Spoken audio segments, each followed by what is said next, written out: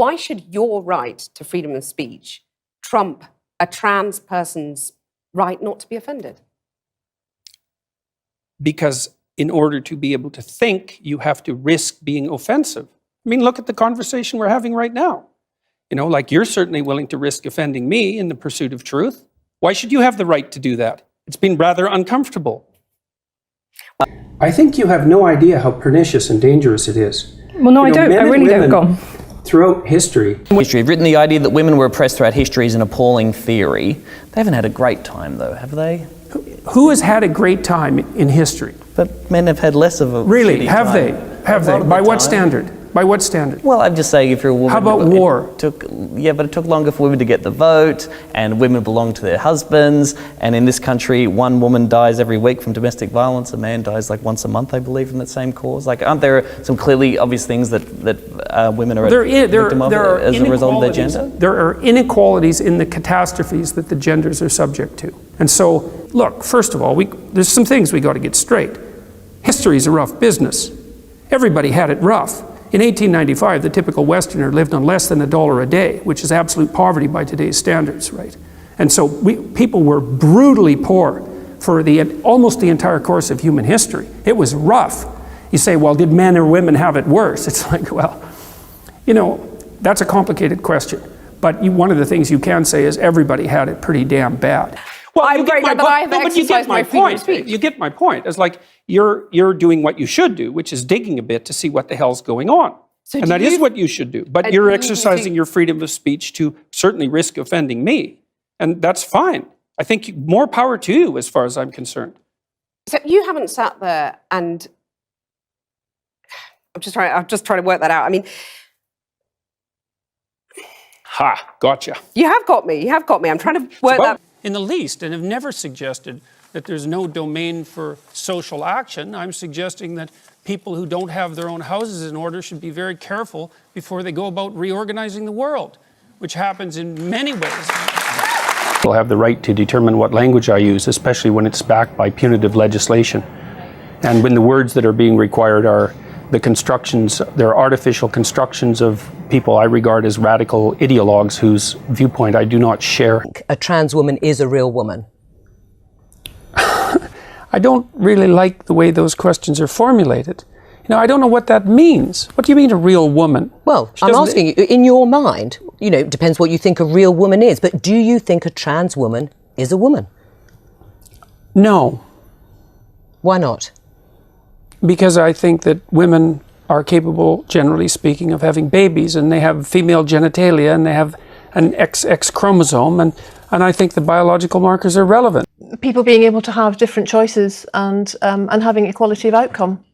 Aha, well, so the overwhelming proportion of people who are in prisons are male. Now, do you want to equalize that, just out of curiosity? What about bricklayers? They're 99% male. And we've got about 3/4 of the population now in universities in the humanities and social sciences are female. Yeah. Are we going to equalize that? And men work longer hours. They work more dangerous jobs. They're more likely to move. They're more likely to work outside. They're more likely to participate in jobs in the STEM fields that are scalable. They make more money for those reasons. And that's all hidden under the idea that the reason that men and women make different amounts of money is because of their gender. That's highly debatable. That's highly debatable. Actually, I mean, one of the things absolutely true, because there's never been a secular humanist government on the planet.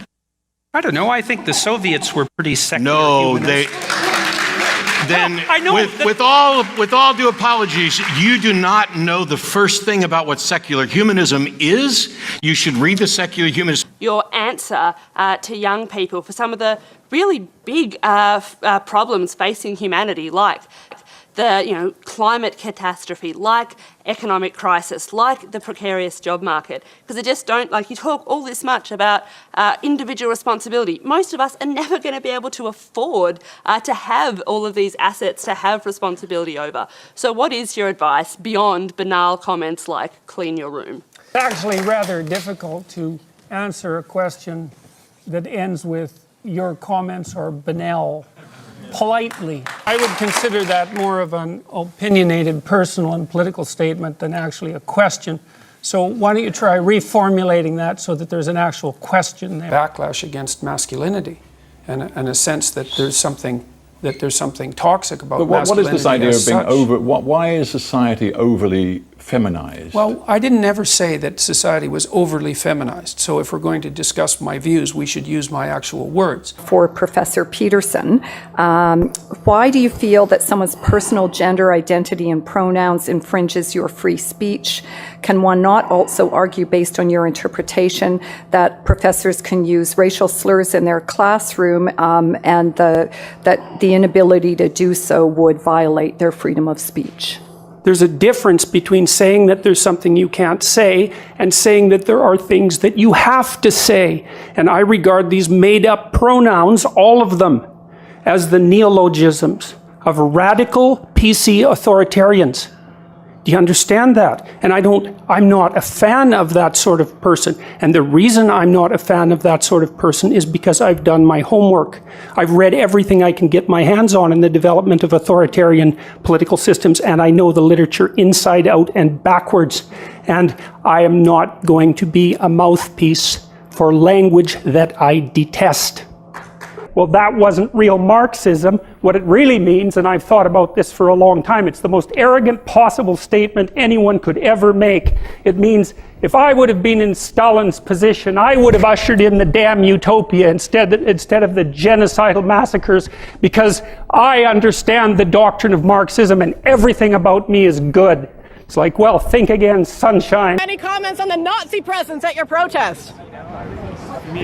The presence of Nazis and white supremacists assaulting people at your protest. Do you have any comment on that? Yeah, I don't like Different people, but young men particularly seem to, find something in your message. I'm a young man. I'd like to be improved, please. Yeah. I want to stop being a pathetic weasel. Yeah, that would be good. Clean up your room. I don't know how you can go out and protest the structure of the entire economic system if you can't keep your room organized. What are the limits of that idea, though? Because you can have a lovely clean room, but if for my generation, we're looking down the barrel of climate change, we can't afford a house, some people can't get work, university education's unaffordable. Like, there are these huge, massive problems in society and the political economy that are also going to, screw us over in the big picture that the clean room isn't going to necessarily fix. If you're going to fix complicated problems, you have to learn how to fix simple problems first.